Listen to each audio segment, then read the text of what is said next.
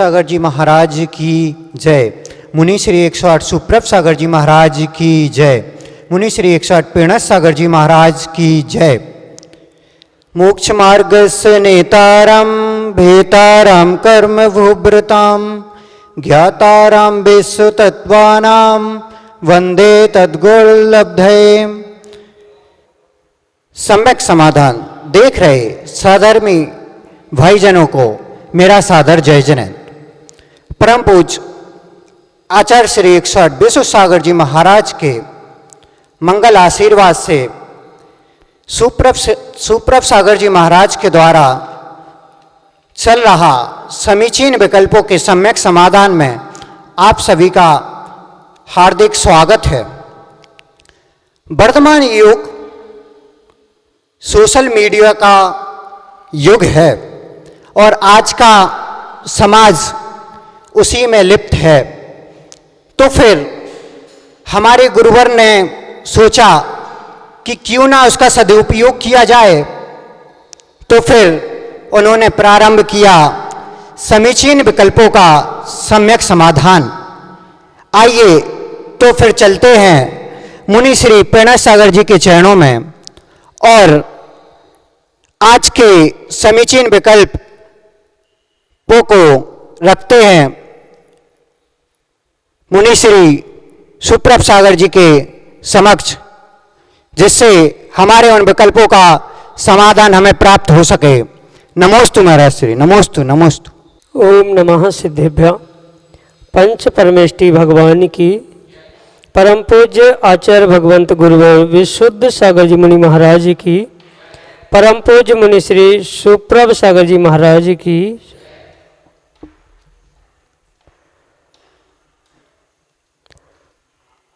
परम पूज्य आचार्य भगवंत विशुद्ध सागर जी महाराज एक ऐसा व्यक्तित्व जो कि देश विदेशों में भी आज किसी परिचय का मोहताज नहीं है। ऐसे विराट व्यक्तित्व के धनी परम पूज्य आचार्य भगवंत गुरुवर विशुद्ध सागर जी महाराज के मंगल सुभाषिष से उनके सुयोग्य शिष्य परम पूज्य मुनि श्री सुप्रभ सागर जी महाराज, जिन्होंने मात्र लौकिक शिक्षाओं की ऊंचाइयों को ही प्राप्त नहीं किया है, अपितु आगम के भी गूढ़ रहस्यों को जिन्होंने जाना है, समझा है और हम तक पहुंचाया है, ऐसे परम पूज्य मुनि श्री सुप्रभ सागर जी महाराज की करुणा दृष्टि हम सभी श्रावकों को प्राप्त हुई और परम पूज्य मुनि श्री ने प्रारंभ किया समीचीन विकल्पों का सम्यक समाधान। प्रारंभ करते हैं उस समीचीन विकल्पों के सम्यक समाधान को, जो कि प्रच्छना नाम के स्वाध्याय के रूप में हम सबको प्राप्त हो रहा है। आज का पहला विकल्प प्राप्त हुआ है राजेश जैन, ललितपुर उत्तर प्रदेश से। महाराज श्री के चरणों में बारंबार नमोस्तु निवेदित करते हुए अपना समीचीन विकल्प रख रहे हैं कि महाराज जी अष्टम वसुधा या पंचम गति क्या है, इसका क्या अभिप्राय है, हमारे समीचीन विकल्प का सम्यक समाधान देने की अनुकंपा करें। नमोस्तु महाराज जी, नमोस्तु। ओम नमः सिद्धम। परम पूज्य आचार्य भगवान गुरुवर विशुद्ध सागर जी महाराज की, परम पूज्य मुनि श्री सुप्रभ सागर जी महाराज की।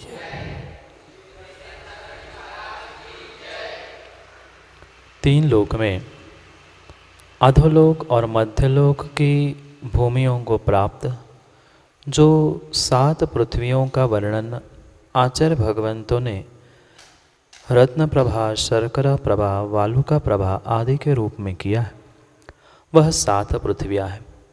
और उसके ऊपर के ऊर्ध्वलोक के भी सर्वोत्कृष्ट स्थान पर जो सिद्धशिला है, वह सिद्धशिला उस 8वीं पृथ्वी ईशत प्रागभार नाम के 8वीं पृथ्वी पर विराजमान है।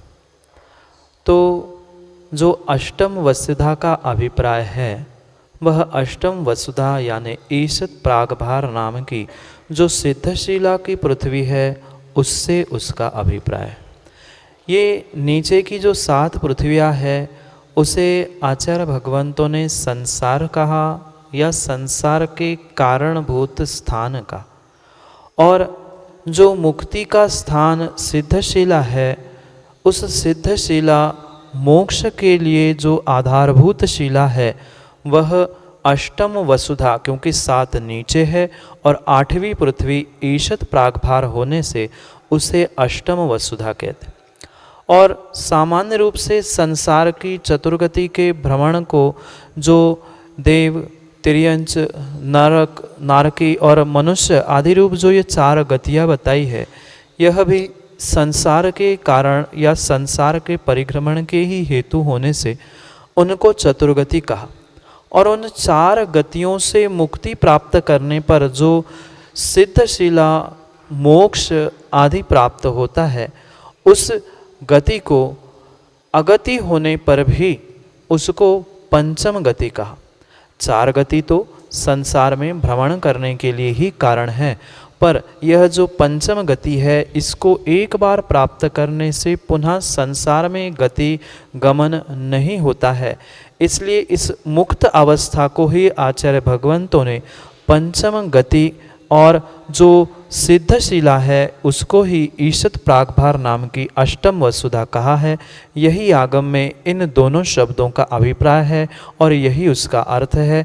अष्टम वसुधा यानी वह 8वीं ईशत प्रागभार जहाँ पर सिद्धशिला मोक्ष है वह, और पंचम गति यानी संसार की चतुर्गति का नाश करके जो मुक्त अवस्था प्राप्त की है वही पंचम गति है। यही सम्यक समाधान है। अगले विकल्प के लिए हमारे सामने हैं संयम जैन विदिशा मध्य प्रदेश से, जो कि अपना समीचीन विकल्प महाराज श्री के समक्ष रख रहे हैं। नमोस्तु नमोस्तु नमोस्तु महाराज जी, मैं संयम जैन विदिशा से। मेरे मन में ये शंका चल रही है कि जैसे मैं हूँ, मैं अभिषेक करता हूँ, मंदिर जाता हूँ, मुनियों की चर्या में मदद करता हूँ, सेवा करता हूँ, और मेरी लाइफ में बहुत कुछ होता है, प्रॉब्लम्स आती हैं जैसे। और मेरे जो फ्रेंड्स हैं वो ना धर्म को मानते हैं, ना मुनियों को मानते हैं, ना भगवानों को मानते हैं, पर उनकी लाइफ तो भी अच्छी चलती है। और फिर तभी मेरे मन में शंका आती है कि मैं क्यों ऐसा कर रहा हूँ, पर जब मेरे लाइफ में प्रॉब्लम चल रही है तो इसका समाधान दे। मात्र हमारी वर्तमान की जिंदगी ही जिंदगी नहीं होती, अपितु जो हमने पिछले दिनों में, पिछले पर्यायों में जो कुछ भी हमने किया है उसका फल भी हमें आज मिलता है। जो आपके मित्र आपको कुछ भी धर्म की क्रिया, पुण्य की क्रिया नहीं करते हुए भी अपने आप के जीवन को, अपने आप के ज़िंदगी को अच्छा बिताते हुए दिख रहे हैं, ये उनके पूर्व जन्म का पुण्य का नियोग है। और आपके इतना पुरुषार्थ करने के बावजूद भी अगर आपकी ज़िंदगी बहुत सारी कठिनाइयों से, प्रतिकूलताओं से युक्त है, यह भी आपके पिछले भवों के, पिछले दिनों के पाप कर्म का उदय। ये भले ही वर्तमान में हम इस विषय को नहीं समझ पा रहे हैं, पर यह बात हमें समझनी होगी कि जैसे किसी ने पिछले दिनों लिया हुआ कर्जा, ऋण है, उसे चुकाने के लिए कई महीने, कई दिन, कई वर्ष बीतते, ऐसे ही ये कर्मों का कुछ गणित है। भले ही हमने इस भव में बहुत सारे धर्म की क्रियाएं और पुण्य क्रियाएं करने में समय बिताया है, पर हमारा पिछले जन्म का जो पाप का गड्ढा है वह उनके पाप के गड्ढे से कई अधिक गहरा होने के कारण हमने जो अल्प मात्रा में पुण्य कार्य किया है वह अल्प मात्रा में किया गया पुण्य कदापि भी हमें उस गड्ढे को, पाप रूपी गड्ढे को भरने के लिए कार्यकारी नहीं होता, पर उसका किंचित किया हुआ पुण्य या नहीं किया हुआ भी फलीभूत इस कारण से हो रहा है कि उसने जो पिछले पर्यायों में पाप का गड्ढा किया था वह शायद बहुत छोटा था, कम था या नहीं भी था। इसलिए आज वर्तमान के परिप्रेक्ष्य में आपको ज़रूर ऐसा लग रहा है कि मैं आज करते हुए कुछ भी नहीं मिल रहा है और वो कुछ ना करते हुए भी उसे सब कुछ मिल रहा है। ये विश्वास मानना होगा कि आज आप जो कुछ भी शुभ कार्य कर रहे हो, पुण्य कार्य कर रहे हो, उन शुभ कार्यों का, पुण्य कार्यों का ज़रूरी नहीं है कि तुरंत के तुरंत ही हमें रिजल्ट मिल जाए। इसलिए उसके लिए जो समय है, कर्म का विपाक आने के लिए जो आबादा काल होता है, उस आबादा काल के अनुसार ही कर्म का उदय होता है। प्रत्येक कर्म का अनेक अलग अलग प्रकार का आबादा काल होता है। आबादा काल यानी कर्म पकने का समय। जो कर्म क्रिया आज हमने की है उसको फलीभूत होने में कुछ समय लगता है।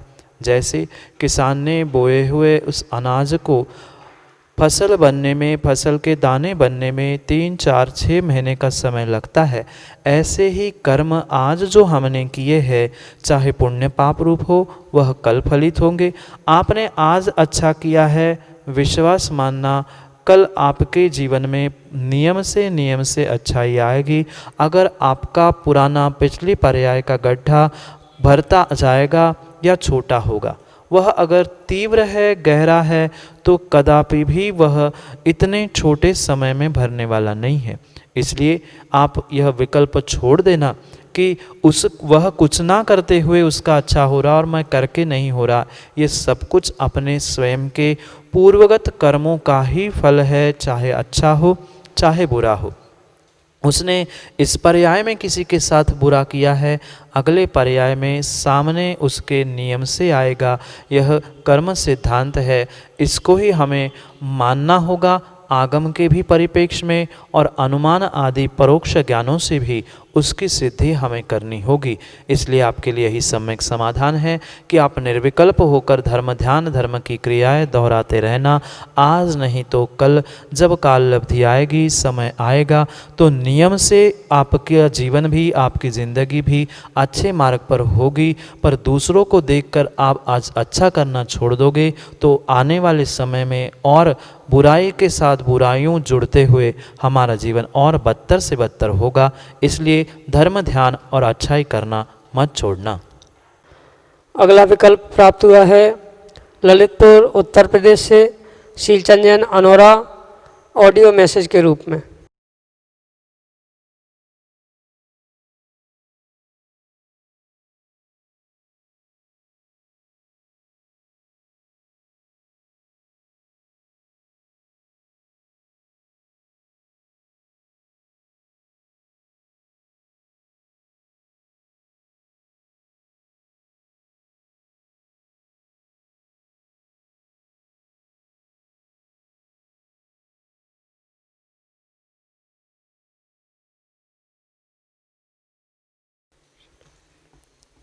जो दो प्रकार के चैत्य चैत्यालय की व्याख्या आगम में आती है, कृत्रिम अकृत्रिम, ये दोनों प्रकार के चैत्यालय और चैत्य वर्तमान में मध्यलोक में भी प्राप्त है। पर उसमें से हमें अंतर तभी समझ में आ सकता है जब हम उन अकृत्रिम जिन बिंबों की वंदना करने की शक्ति रखते। वर्तमान में पंचम काल में हम उन अकृत्रिम जिन बिंबों तक पहुंचने की शक्ति ही नहीं रखते हैं। इसलिए उनमें आज हम कोई अंतर नहीं देख सकते, नहीं कर सकते। पर यह उसमें अंतर जो आगम और शास्त्र में निहित है, वह जो अकृत्रिम जिन बिंब, जिन चैत्यालय आदि होते हैं, वह कदापि भी किसी भी मनुष्य के द्वारा बनाए नहीं गए होते। उन्हीं चैत्यालयों को अकृत्रिम कहा जाता है। और वर्तमान में जितने भी प्रतिमाएं, जितने भी मंदिर हमारे सामने हैं, उन सब पे लगभग 99% प्रतिमा और 99% जिन मंदिरों में प्रशस्ति प्राप्त होती है और उनके सभी के इतिहास भी आज हमारे पास है। इसलिए जिनकी हम वर्तमान में वंदना कर रहे हैं वह चैत्य चैत्यालय सभी कृत्रिम ही है, मनुष्यों के द्वारा बनाए गए ही है। जो मनुष्यों के द्वारा बनाए नहीं जाते, अनादि अनंत काल तक शाश्वत रहते हैं, वह अकृत्रिम जिनबिंब चैत्य चैत्यालय कहे जाते। उन अकृत्रिम जिनबिंब चैत्य चैत्यालयों को वर्तमान में हम प्राप्त नहीं कर सकते, और जो वर्तमान में हमारे सामने जिनबिंब जिन चैत्य चैत्यालय आदि है, उनका इतिहास, उन पे प्रशस्ति आदि सब कुछ उपलब्ध होने से वह कृत्रिम ही है, यह हमें समझना होगा। बाकी अकृत्रिम जो जिनबिंब जिन चैत्य आदि होते हैं, उनमें किसी की प्रशस्ति, गण, गच्छ, समय, काल, किसी भी प्रकार की कोई प्रशस्ति नहीं होती। और जो अकृत्रिम चैत्यालय चैत्य जिनबिंब आदि है, वह वर्तमान जैसे छोटे छोटे कद के या छोटे छोटे हाइट के नहीं, वे 108 फीट और 100 इतने विशाल विशाल अवगाहना के होते हैं। इसलिए यह वर्तमान के परिप्रेक्ष्य में जितने भी हमारे सामने जिनबिंब जिन चैत्यालय है, वे सभी कृत्रिम ही है। अकृत्रिम वर्तमान में हम पहुंच नहीं सकते। मुख्य रूप से आगम के परिप्रेक्ष्य में ही उसका अंतर हम ऐसे ही समझेंगे। वे किसी के द्वारा बनाए नहीं जाते हैं, उस पर प्रशस्ति, दिनांक, गणगच्छ आदि किसी भी प्रकार का ना उसका कोई इतिहास होता है। वह वास्तव में अकृत्रिम होते हैं और शेष कृत्रिम होते हैं। यही आपके लिए सम्यक समाधान है। विकल्प के लिए प्रतीक मोने इंदौर मध्य प्रदेश से ऑडियो मैसेज के साथ हमारे साथ हैं। नमस्ते महाराज जी, नमस्ते महाराज जी, नमस्ते महाराज जी। मैं प्रतीक मोने इंदौर से। महाराज जी, मुझे इस बात का सम्यक समाधान चाहिए कि कर्म इस जन्म में करो और उसका फल अगले जन्म में मिलेगा। ये बात कहीं लिख दी है किसी किताब में या फिर किसी विद्वान ने बोल दी है, तो हम इसको क्यों माने? जैसे कि उदाहरण के तौर पे हवा चलती है, बहती है, फील होती है, हम सांस लेते हैं, इसलिए हम मानते हैं कि हवा कितनी ज़रूरी है, क्योंकि हमने उसको एक्सपीरियंस किया है 100%, इसलिए हम उसको मान सकते हैं। पर जो हमने एक्सपीरियंस ही नहीं किया, वो बात किसी और के बोलने से हम क्यों माने? जो धर्म है वो 100% सभी इंसान के लिए इक्वल है। जैसे कि अगर अपन बात करें कि आग का काम है जलना या गर्मी देना, ये आग का धर्म है। हर जीवित वस्तु के लिए एक समान होता है आग का धर्म। तो फिर सही क्या है, गलत क्या है, अच्छे कर्म क्या होते हैं, बुरे कर्म क्या होते हैं, इसके फॉर्मेट सभी जीवित लोगों के लिए एक समान क्यों नहीं है? हर धर्म के अलग अलग क्यों है? धर्म मतलब हर रिलीजियस के लिए अलग अलग क्यों बनाए हुए हैं? जैसे कि कोई बकरा काट के भगवान की पूजा कर रहा है, कोई उपवास करके आराधना कर रहा है। जब तक ये सारी चीज़ें एक समान ना हो जाए जीव जगत के लिए, और हर कोई उसको स्वयं से एक्सपीरियंस ना कर पाए, तब तक किसी किताब में लिखा हुआ या किसी और के एक्सपीरियंस जो किसी और ने कर लिया, उसके तरीके, फिर वो अपने तरीके बताए, फिर उसको फॉलो करने के लिए सभी जनता को बोला जाए, तो ऐसा क्यों? बस इसी का मुझे समाधान चाहिए। नमस्ते। वस्तु स्वभाव धम्मो, वस्तु का जो स्वरूप होता है, स्वभाव होता है, उसको ही धर्म कहा गया।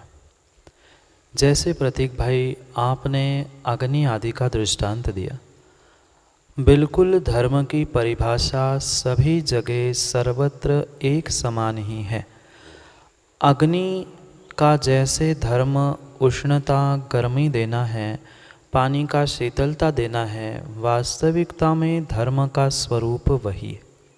पर क्या करे, वर्तमान में जीव उस धर्म के स्वरूप को समझ नहीं पा रहा है और अपने अपने स्वयं के अहंकार के पीछे आज जितने भी हमें धर्म दिख रहे हैं, वास्तव में विश्वास मानना वह धर्म नहीं है, अपितु संप्रदाय बन चुके। धर्म में और संप्रदाय में बहुत बहुत बहुत अंतर है। आज जितने भी आपने जैसे दृष्टांत देख के कहा कि उपवास आदि से कोई अलग अलग प्रकार से धर्म और धर्म की क्रियाओं को दोहराता है, ये परिपूर्ण उन जीवों की मिथ्या भ्रांति है, या मैं तो ये कहना चाहता हूँ जीव के स्वयं के अहंकार के वशीभूत ही ये सब कुछ पंथ और संप्रदाय निर्मित हुए। जितने भी भगवान, जितने भी अरिहंत सिद्ध हुए, जितने भी भगवत्ता को प्राप्त हुए, प्रत्येक धर्म की अगर नीम मूलता आप पकड़ोगे तो परिपूर्ण रूप से वहाँ पर अहिंसा ही अहिंसा लिखी। आप चाहे तो प्रत्येक ग्रंथों को खोलकर देख लेना, धर्म ग्रंथों में, पुराण ग्रंथों में, इतना ही नहीं भगवद गीता में तक अहिंसा परमो धर्म ऐसे शब्दों का प्रयोग किया है। मार्कंडेय पुराण में भी रात्रि भोजन आदि का त्याग करने के लिए हिंसा अहिंसा की मुख्यता से व्याख्यान किया। इसलिए हमें ये बात बहुत अच्छे से समझनी होगी। जो धर्म की परिभाषा है, धर्म यानी वस्तु का स्वभाव है, वस्तु का स्वरूप ही धर्म कहा गया। जहाँ इससे विपरीत क्रियाएं हो रही है, जहाँ इससे विपरीत कार्य हो रहा है, वह वास्तव में मात्र व्यक्ति के स्वयं के अहंकार और मान्यता अमान्यता के पीछे सब कुछ वाद विवाद हो रहा है। पर वस्तु का स्वभाव जो है वैसा ही परिपूर्ण रूप से धर्म था, है और रहेगा। पर वर्तमान में कुछ ये हमारे कलिकाल के, कलियुग के कारण, चाहे पंचम काल कह दो, कलिकाल कह दो, इस काल का ऐसा निमित्तिक प्रभाव है कि इस काल में जितने जितने जीव है वे परिपूर्ण अहंकार के वशीभूत होकर वह अपने धर्म को, अपने संप्रदायों को छोटे छोटे टुकड़ों में बांटने का प्रयास कर रहे। इसलिए अगर धर्म की व्याख्या आपको समझनी है, धर्म समझनी है, तो धर्म तो वास्तव में एक मात्र यूनिवर्सल वस्तु का स्वभाव ही है। जिसको जितने जैसा समझा उसने उसका वैसा स्वभाव निकाला। कोई अग्नि को उष्णता के रूप में ग्रहण करता है, कोई उसी अग्नि को पाचकत्व गुण से ग्रहण करता है, कोई अग्नि को दाहकत्व गुण से ग्रहण करता है। अंतर मात्र इतना ही बचा है कि किसी ने किसी एंगल को, किसी दृष्टि को पकड़ा है, किसी ने किसी अन्य दृष्टि को पकड़ा है, वह भी मात्र और मात्र स्वयं के अहंकार के पुष्टि के लिए। पर वस्तु का स्वभाव सर्वांगीण है। सभी एंगल, सभी दृष्टि, सभी पहलुओं को जब तक समझ में नहीं आ लोगे तब तक धर्म की वास्तविकता हमें ज्ञात नहीं होगी। जो जिस संप्रदाय, कुल, परंपरा में, धर्म में जन्म लेता है, बचपन से उसे उसी के संस्कार होने के कारण व्यक्ति परिपूर्ण रूप से उसे ही सत्य मानता है। और जो यूनिवर्सल ट्रुथ था, सत्य था, उस वास्तविक जो धर्म था, उस धर्म को जानना पहचानना ही नहीं चाहता है। कहीं भी किसी भी संप्रदाय को हमें ये कटाक्ष करना, क्या नहीं करना, यह उनका व्यक्तिगत मामला है। पर प्रतीक जी जो आपने विकल्प रखा है, उस विकल्प के मद्देनज़र रखते हुए उस धर्म की परिभाषा को जैसे आपने समझा है वास्तव में वैसा ही है। हाँ, जैसे एक ही प्रत्येक का लक्ष्य, प्रत्येक धर्म का यही लक्ष्य है, भगवान तक पहुंचने का, भगवत्ता प्राप्त करने का। अंतर इतना है, एक स्थान से दूसरे स्थान तक पहुंचने के लिए जैसे बहुत सारे मार्ग होते हैं, कुछ शॉर्टकट होते हैं, कुछ लॉन्ग कट होते हैं, कुछ हाईवे होता है, कुछ गली गलियों से निकलने के होते हैं। अंतर मात्र इतना ही है, उनने जैसा वस्तु का स्वरूप समझा है वैसे उनने माना है। किसी ने विपरीत माना है, किसी ने सही माना है, कोई विपरीत दिशा में चल रहा है, कोई सही दिशा में चल रहा है। वह सब कुछ अपने अपनी मान्यता, अपने अपने अहंकार के पीछे है। पर वस्तु का स्वरूप तो अग्नि की उष्णता के समान शाश्वत था, है और रहेगा। और यही वास्तविकता में यूनिवर्सल ट्रुथ है और यही धर्म है। आपका यह भी विकल्प साथ साथ में था कि जो कर्मों की महिमा, कर्मों की बातें, पुण्य पाप की बातें लगभग सभी धर्मों में हम समझते हैं कि तुम पुण्य करो, फल की क्या अपेक्षा करना, या इस पर्याय में करो, अगले पर्याय में फल मिलेगा। उस विषय में आपसे मैं यह कहना चाहता हूँ कि अगर आप ऐसा कहना चाहते हो कि प्रत्येक जो जो वस्तु या जो जो कथन किया है वह परिपूर्ण रूप से स्वयं के अनुभूत करने से ही या प्रत्यक्ष से ही ज्ञात होता है, तो यह आपकी मान्यता आपको कथनचित बदलनी होगी। जैसे आप श्वासोश्वास, हवा आदि के दृष्टांतों को समझना जानते हो, वैसे ही कुछ अनुभूत विषय जो कि बाह्य किसी इंद्रियों से अनुभूत नहीं किए जाते हैं पर फिर भी परोक्षता से अनुभव किया जाता है, उसको आपको समझना होगा। क्या आप कहीं दूर से जलते हुए अग्नि को धुएं के द्वारा अनुमानित नहीं कर सकते? दूर से जब तुम्हें धुआं दिख रहा है, उस धुएं को देखकर आप अग्नि का बोध कर लेते हो। ना आपके सामने अग्नि थी, ना आपके बिल्कुल स्पर्श करने योग्य कोई धुआं था, पर दूर से अग्नि और धुएं को देखकर ही आपने उस धुएं को देखकर अग्नि का जैसे अनुमान किया था, ऐसे ही बहुत सारे परोक्ष ज्ञानों का हमें ध्यान रखना आवश्यक है। जैसे एक लॉजिक भी वर्तमान में चलता है जिसे तर्क कहा है, वह तर्क, अनुमान, आगम आदि 5 प्रकार के परोक्ष ज्ञान भी होते। पुनः समझना, मात्र प्रत्यक्ष ज्ञान से या प्रत्यक्षता से ही हमें वस्तु का बोध हो जरूरी नहीं है। कुछ विषय हम परोक्ष ज्ञान से भी जानते हैं। जैसे मैं आपको एक प्रश्न पूछूं, क्या प्रतीक जी आपने अपने दादा के दादा को देखा क्या? क्योंकि आप अगर मात्र प्रत्यक्ष को ही प्रमाण मान रहे हो, प्रत्यक्ष अनुभूत, प्रत्यक्ष देखने जन्य ही वस्तु अगर आप मान रहे हो, तो यह सर्वथा गलत है। क्योंकि कुछ ऐसे विषय होते हैं जो हम प्रत्यक्ष ना देखकर भी हमें उन पर विश्वास करना बहुत आवश्यक होता है। जैसे आपके दादा को आपने नहीं देखा, पर नहीं देखने से क्या वह नहीं थे? क्या थे? वह दादा के दादा नहीं होते तो आज आप वर्तमान में इस संसार में नहीं देखते। जैसे आपने उनको नहीं देखा है, पर फिर भी आपके दादा ने या आपके पिता ने उनके बारे में जो कहा, उनका जो नाम कहा, जो कुछ भी उनकी फ़ोटो तस्वीर दिखा के आपको बताया, आप उन पे विश्वास करते हो कि नहीं करते हो? कि ये कह देते हो कि नहीं, मैं नहीं मानता कोई दादा परदादा था।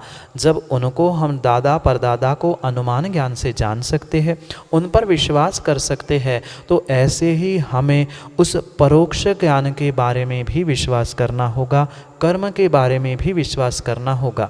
कुछ कर्म पिछले भव के और कुछ कर्म इस भव के, इन दोनों प्रकार के कर्मों का उदय समय पाकर काल अवधि पर होता है। जैसे कोई एक बालक है, उसको युवा होने में समय लगता है। फसल बोने के बाद वह उगने के लिए, उस पे फसल दाने लगने के लिए भी जैसे समय देना पड़ता है, ऐसे ही कर्म जो हमने किए हैं उसको उदय में आने के लिए समय देना पड़ता है। ज़रूरी नहीं है कि पिछले भव के ही कर्म इस भव में आए, इस भव के भी पाप कर्म इसी भव में, पुण्य कर्म इसी भव में उदय को प्राप्त होते देखे जाते हैं। वह हमारा देखने का, स्वयं का वास्तविकता में उस सत्यता को जो इंटेंजिबल है या जो अदृश्य है, उसे हम आँखों से या इंद्रियों से ग्रहण नहीं कर पा रहे हैं, इसलिए उस वस्तु व्यवस्था को हम पकड़ नहीं पा रहे। चाहे किसी भी धर्म दर्शन में पहुंच जाना, वहाँ जो कर्म सिद्धांत लिखा है वह परिपूर्ण रूप से सत्य था, सत्य है और सत्य ही रहेगा। इसलिए आपके लिए यह सम्यक समाधान देते हैं कि भले ही कर्म का हमने पिछले पर्याय में, पिछले भवों में कोई अनुभव नहीं भी किया हो या हमें पकड़ में नहीं भी आ रहा हो, पर फिर भी सत्यता, यथार्थता यही है कि वह कर्म थे, है और रहेंगे। उसका समय पाकर ही कोई कर्म 48 मिनट में अंतर मुहूर्त में उदय में आते हैं, कोई कई भवों, कई वर्षों के बाद उदय में आते हैं, कोई अगले पर्याय में ही उदय में आते हैं। ऐसा उसका जैसा आबादा काल होता है, उस आबादा काल के अनुसार उसका विपाक भी होता है। इसलिए मात्र प्रत्यक्ष को मानने वाले चार्वाक मन के मत बैठ जाना परोक्ष ज्ञान भी होता है। जो कुछ अनुभूत नहीं भी किया है ऐसी वस्तु भी होती है। जैसे परमाणु नहीं देखा है फिर भी होता है, अमेरिका नहीं आपने देखी है फिर भी अमेरिका है। ऐसे ही कर्म और उसके उदय को परोक्ष रूप से परोक्ष ज्ञान से आपको समझना होगा। यही आपके लिए सम्यक समाधान है। आप देख रहे थे समीचीन विकल्पों का सम्यक समाधान। किस प्रकार गुरुदेव के मुखारविंद से हमारे विकल्पों का बहुत ही सरल भाषा में समाधान हमें प्राप्त हुआ। अगर आपके भी मन में कोई विकल्प चल रहा है तो उठाइए मोबाइल और हमारे नंबर नोट कीजिए और हमें व्हाट्सएप पर मैसेज या ऑडियो के माध्यम से आप हम तक अपना विकल्प भेज सकते हैं। हमारा व्हाट्सएप नंबर है 8707548811। दूसरा नंबर है 7415306441। आप हमारे तक ईमेल के माध्यम से भी पहुंच सकते हैं। हमारी ईमेल आईडी है samyak.samadhan@gmail.com। आप हमारे यूट्यूब पर चल रहे चैनल सुप्रवाच को लाइक, सब्सक्राइब और बेल आइकन को जरूर दबाएं, जिससे कि हर दिन का नोटिफिकेशन आप तक पहुंच सके। सादर जय जन।